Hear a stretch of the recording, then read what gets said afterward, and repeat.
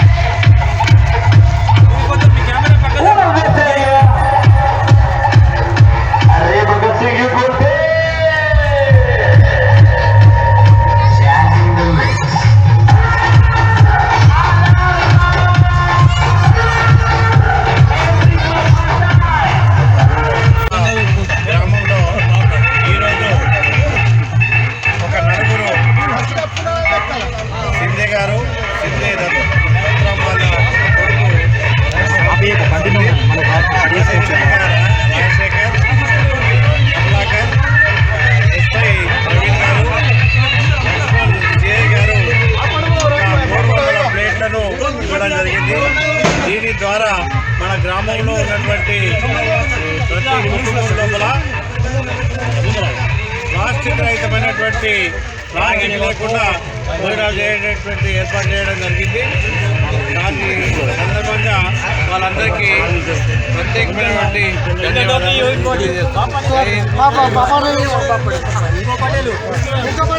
మరియు మన విగ్రహ కొనిచ్చినటువంటి దాత గారికి భూమేష్ గారు, రామ్ని భూమేష్ గారికి మా యొక్క ధన్యవాదాలు. మా యువసేన తరఫున అతని పేరు భూమేష్ మర్చిపోయినాను. భూమేష్ అతను ఆయన కూడా సంతోషంగా ఉంది పోయించడం వల్ల.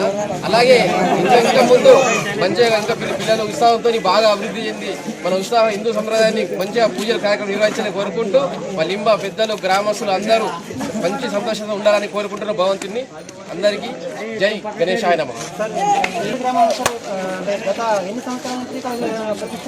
నేను చిన్నప్పటి నుంచి ఇక్కడ విగ్రహ ప్రతిష్టాపన జరుగుతుంది, నిష్ఠ పూజ జరుగుతుంది. కాకుండా ఎగ్జాక్ట్ డేట్ నాకు తెలియదు. మేము చిన్నగా ఉన్నప్పటి నుంచి ఈ కార్యక్రమాలు జరుగుతుంది. మేము చిన్నగా విద్యార్థిగా ఉన్నప్పుడు కూడా మేము కూడా ఈ గణేష్ మండపాలను నిర్వహించడం జరిగింది.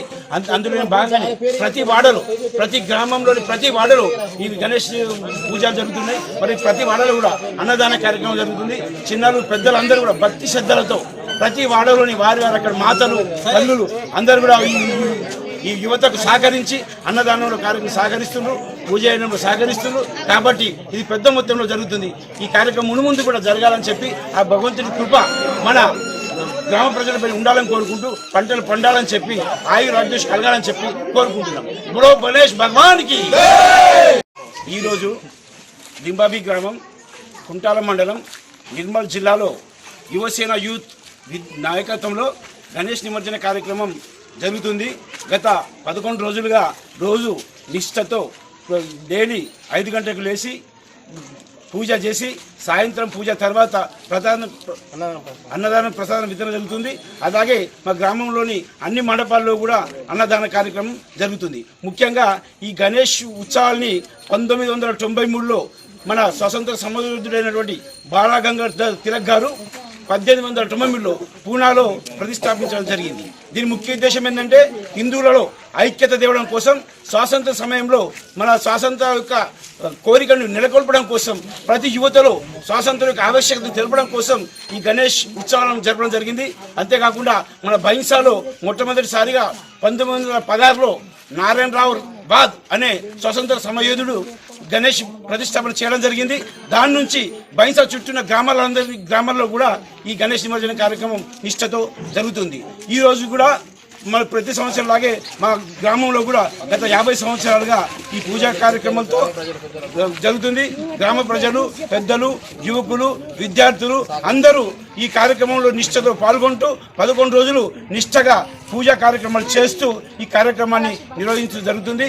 ఇందులో భాగంగానే ఈరోజు మన గ్రామంలో కూడా ఈ నిమజ్జనం జరుగుతుంది.